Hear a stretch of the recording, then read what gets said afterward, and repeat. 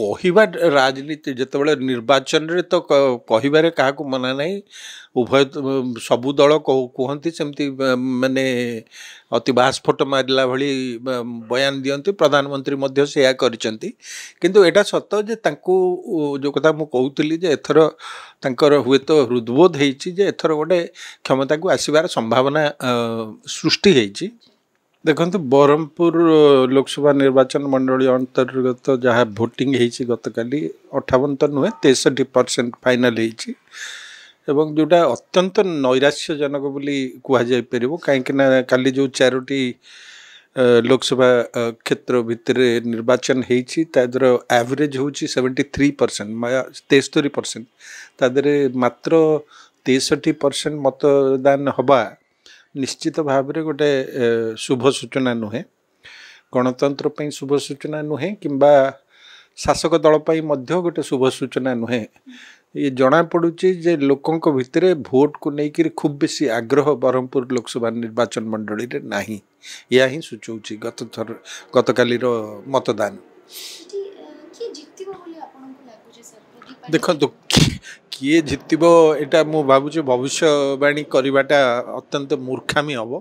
କିନ୍ତୁ ଏତିକି କୁହାଯାଇପାରିବ ଯେ ମୁଖ୍ୟ ପ୍ରତିଦ୍ୱନ୍ଦିତା ଯେମିତି ଆପଣ ସମସ୍ତେ ଜାଣିଛନ୍ତି ଯେ ବିଜେଡ଼ିର ଭୃଗୁ ବକ୍ସିପାତ୍ର ଏବଂ ପ୍ରଦୀପ ପାଣିଗ୍ରାହୀଙ୍କ ମଧ୍ୟରେ ବିଜେପିର ହେଉଛି ଏବଂ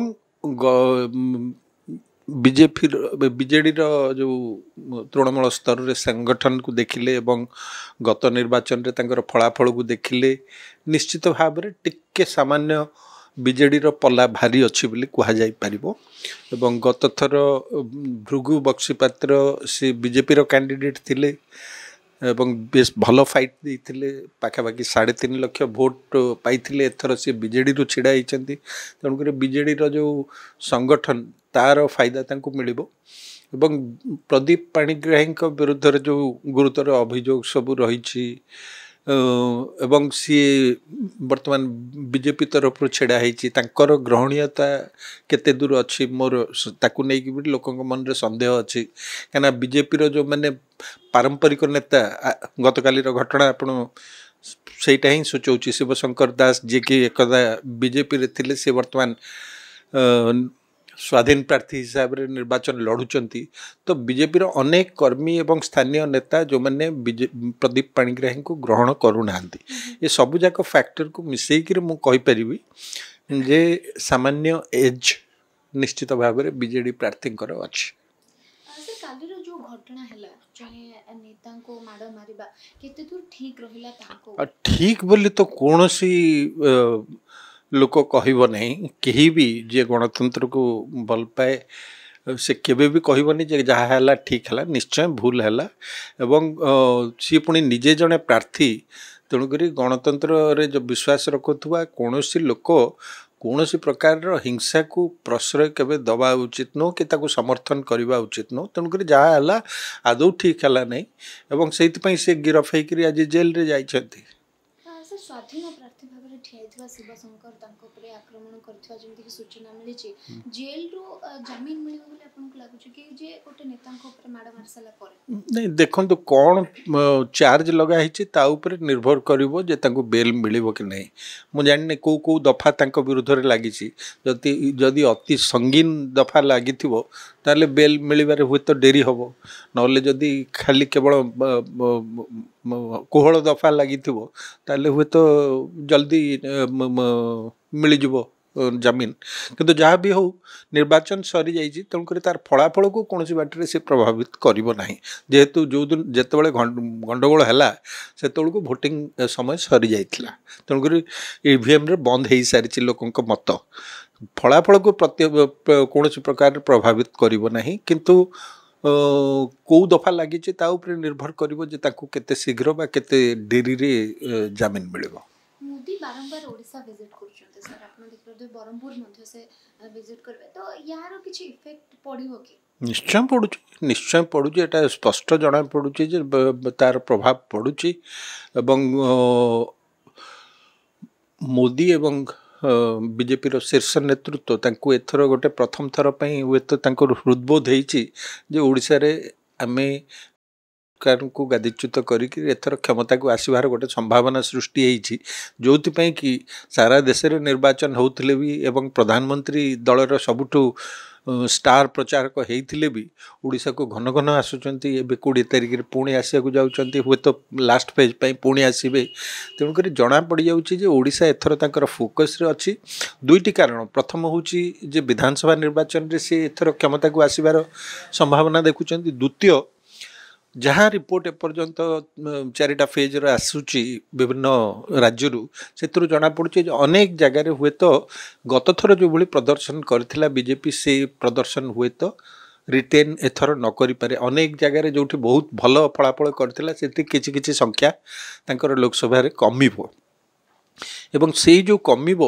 ताकू भरणा करने जो 2-3टी राज्य उपर से भरसा करुँच भर गोटे प्रमुख राज्य है ओडिशा गत थर 8टी पाइथिले एवं से टार्गेट रखुंट एथर 15-16 जाए गले 7-8टी अधिका बढ़िले से जो लसटा हम अन्य जगह ताकू किछि परिमाण एठू भरणा करा जाय परिबो सेहितिपई ए दुईटी कारण पई एथर ओडिशा बीजेपी रो शीर्ष नेतृत्वकर पूरा फोकस रे अछि सर से एत कॉन्फिडेंस के माने लेवल तांकर एते हाई केमिति जे ओडिसा रे राज करिवो बीजेपी एवं से सेति पई कहउचंते जे जून रे बीजेडी रो शेष हे जीव दिन ए सब कहिबा कोन ठीक होछ कहवा राजनीति जिते निर्वाचन रे तो कहबारे क्या मना नहीं उभय सबू दल कहती सेमती माने अति बास्फोट मारला भली बयान दियंती प्रधानमंत्री मध्य से करिसेंती किंतु एटा सत जे तांको जो कथा मु कहूतली जे एथर तांकर हुए तो हृदबोध हेछि जे एथर गोटे क्षमता को आसीबार संभावना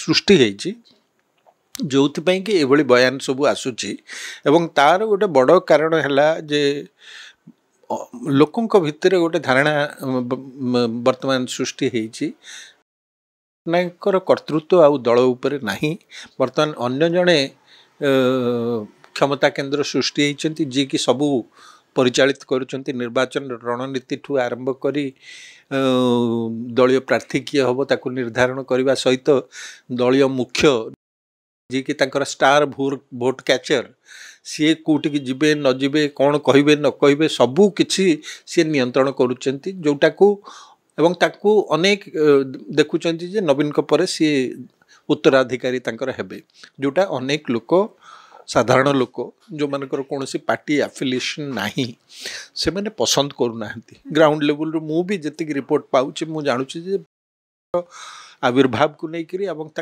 प्रमित क्षमता जो से एंजॉय करुँच ताकू लेकर अनेक लोकों मन रे असंतोष सृष्टि होती एवं हुए तो से बीजेपी एथर आशा करुच्ची जे आविर्भाव फल जो बीजेडी रो भोट कटिव जहाँ फल से हुए तो क्षमता को आसी जाई पारंती प्रधानमंत्री कहले जे मुख्यमंत्री को पचारंतु ओडिसा 30टी जिल्लार ना कहबे कि नहीं तो सी हम मुख्यमंत्री से कोन जिल्लार ना मन रखि नथिबे जे सेमती चैलेंज कोटे दे देले देखो तो राजनैतिक बयानबाजी इलेक्शन समय हुए अनेक प्रकार बयानबाजी हुए ताकू खूब बेसी गुरुत्व दबार मु भावु नहीं आवश्यकता अच्छी बोली मुख्यमंत्री प्रकृति में 30 जिलार ना जानी नथिबे मोटा मते लागू नाही किंतु एटा राजनीतिक बयानबाजी इलेक्शन समय अनेक कथा कह जाए सबू नवीन पट्टनायक हुए तो निजे व्यक्तिगत आक्षेप क्या न करें किंतु एटा भारतीय राजनीति रे एभली चैलेंज करवा गोटे अन्य को आक्षेप करी किछि कहवा एटा किछि नुआ कथा नुह किंतु एटा को खूब बेसी गुरुत्व दिया जाबार आवश्यकता अच्छी बोली मोर मन हो नहीं।